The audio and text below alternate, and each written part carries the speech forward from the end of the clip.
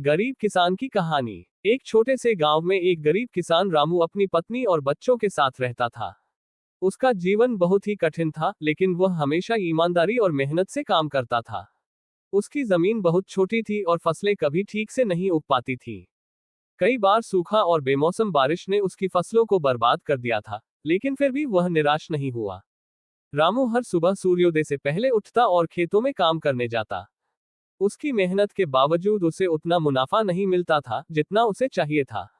गांव के अन्य किसान अक्सर उसकी हालत पर तरस खाते थे, लेकिन रामू कभी अपनी परेशानियों के बारे में किसी से नहीं बताता था।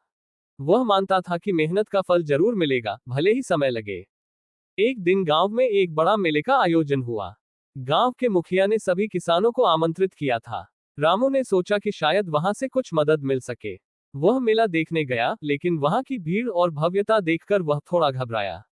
वह वापस जाने ही वाला था कि मुखिया ने उसे देखा और उसे बुलाया।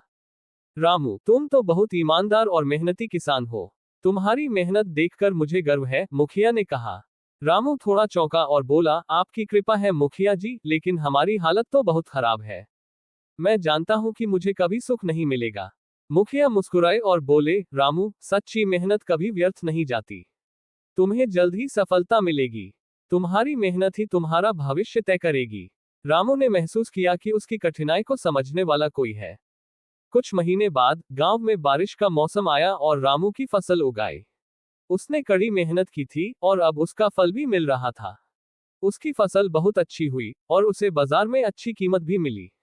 रामू अब समझ गया था कि मेहनत कभी व्यर्थ नहीं जाती, और जैसे जैसे उसने कठिनाइयों का सामना किया, वह और मजबूत बनता गया। उसकी मेहनत ने उसे न सिर्फ आर्थिक स्थिति में सुधार किया, बल्कि उसने जीवन के सच्चे मायने भी समझे। कभी हार मत मानो और ईमानदारी से काम करो। वह अब दूसरे किसानों के लिए प्रेरणा बन चुका था और गांव में उसकी इज्जत बढ़ गई। रामू की कहानी यह सिखाती है कि अगर इंसान मेहनत और ईमानदारी से काम करे, तो उसे अपनी मंजिल जरूर मिलती है।